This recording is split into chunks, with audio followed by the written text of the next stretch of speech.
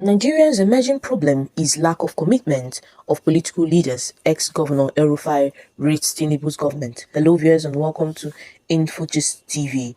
In a post on his official X page, formerly known as Twitter, he noted that political actors were deficient of competence and capacity and were looking out to destroy those who had such capacities. Few weeks after the ad hoc committee set up by the Kaduna State House of Assembly to investigate the immediate past governor, Nasir El-Rufai, indicted him of siphoning 4 to 3 billion naira state funds.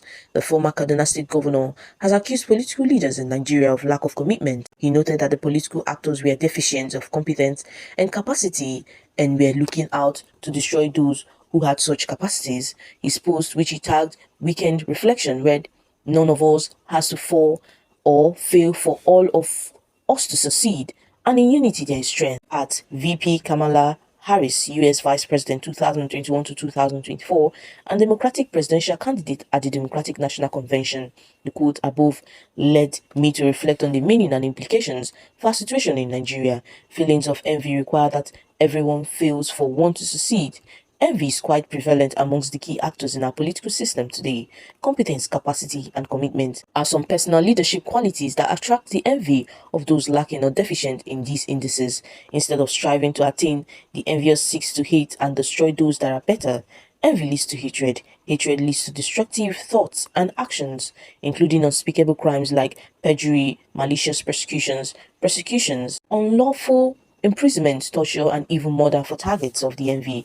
Can the incurable disease of envy amongst Nigerians, particularly within the members of the political class, be cured? Personally, I doubt it. The emerging problems of Nigeria is the outcome of the continuously deteriorating competence, capacity, and commitment of the political leadership.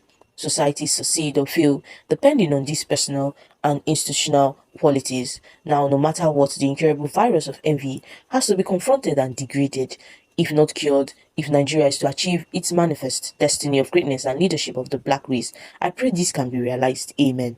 His post comes amid economic challenges facing Nigeria under the President Bola Ahmed Tinubu's administration, as Nigeria faces problems such as inflation and insecurity. El-Rufai has been reported to be at loggerheads with his successor Ubasani and is said to have issues against incumbent Bola Tinubu president, although he has not openly stated his stance against the current government. We should recall that the immediate past governor of Kaduna State, Malam Nasir El-Rufai, is preparing to fight President Bola Ahmed Tinubu in at least 2 courts. The prospect of the battle are to be staged in the courts of the land, where El-Rufai expects to clear his name of the allegation of being a security risk, and also in court of public opinion, where political actors expect him to be a major barricade to the president's re-election in 2027. The stage for the coming battle follows what both friends and foes of the former governor assert as his public humiliation by the Tinubu administration of being a security risk unfit for ministerial office, in a way that he garnered public interest. Malam, as he is fondly referred to by his close associates, has excited the political class with grintations across the north in the last 2 weeks. Besides 2 public meetings with the Social Democratic Party (SDP) chiefs, the former governor has consolidated his identity with the political opposition with a visit to the suspended lawmaker representing Bauchi Central Senatorial District, Senator Abdul Ningi. The proclivity towards the opposition follows what friends and foes describe as the public humiliation served on the former governor. El-Rufai, according to multiple sources, despite his immense contributions, both strategically and financially, to the emergence of Tinubu as the president, has pledged not to serve in the new government. The former governor had reportedly preferred a sabbatical in academia. He was, however, courted by the president with a plea to help revive the energy sector. Even before his ministerial announcement, El-Rufai, it was gathered, had started laying down plans and processes to tackle the sector. His preparation flowed from his years as the Director General of the Bureau for Public Enterprises, where he was involved in the energy reform programs of the Olusegun Obasanjo administration. However, to the shock of El-Rufai, was dropped during the Senate ministerial screening on the claim that he failed security clearance.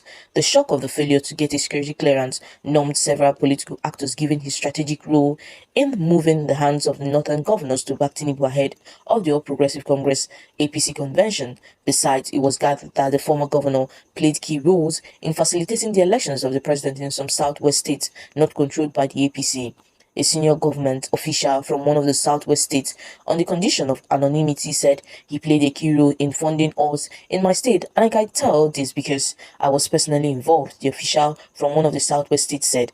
Besides the significant contributions as attested by the official from the southwest state, El-Rufai in the twilight of the Muhammadu Buhari's administration also shocked many with his decision to, along with others, challenge the federal government over the Naira redesign project of the federal government.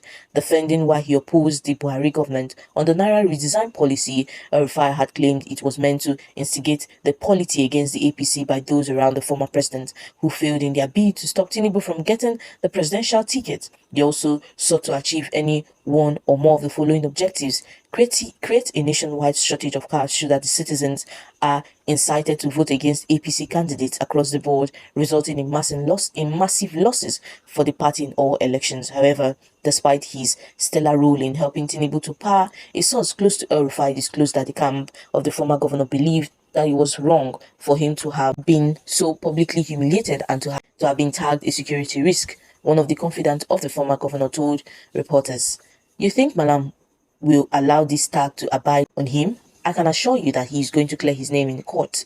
El-Rufai is a man who has many contacts internationally, and he is not one to allow his reputations to be smeared by the reason given by the Senate of being a security risk," the source said, in revealing the prospect of court actions to enable the former governor to clear his name. Besides the resort to the court of law, the former governor, it was gathered, also that he is mobilizing to play a role against Tinubu in court of public opinion ahead of 2027. Now, whether El-Rufai would stand as a candidate or mobilize against the president in 2027 the same way he did in supporting him in 2023 is, however, a matter that is yet to be determined. It was reported that the strategic facilitation provided by El-Rufai to Tinubu came after he had in the past lampooned Tinubu as a godfather. He had, at a lecture in May 2019, averred that it was possible to defeat the godfather of Lagos. A year later, at a webinar to commemorate the 63rd birthday of Raf Aregosala in May 2020, El-Rufai had said that Tinubu was not his man.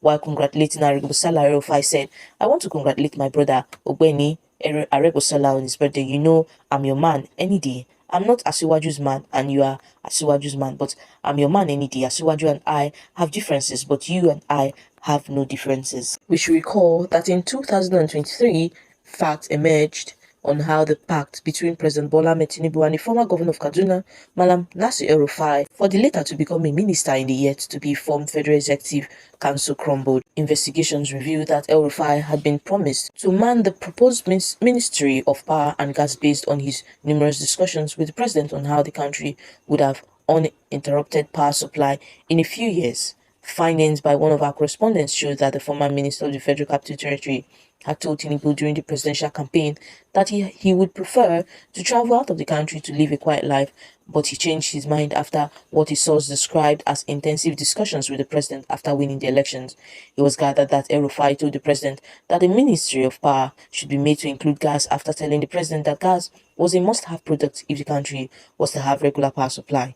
The source, who spoke on conditions of anonymity because he was not authorized to speak on the secret meetings, added that El-Rufai has started assembling eggheads who had been briefing the president on how to achieve his major electioneering promise of providing uninterrupted power supply.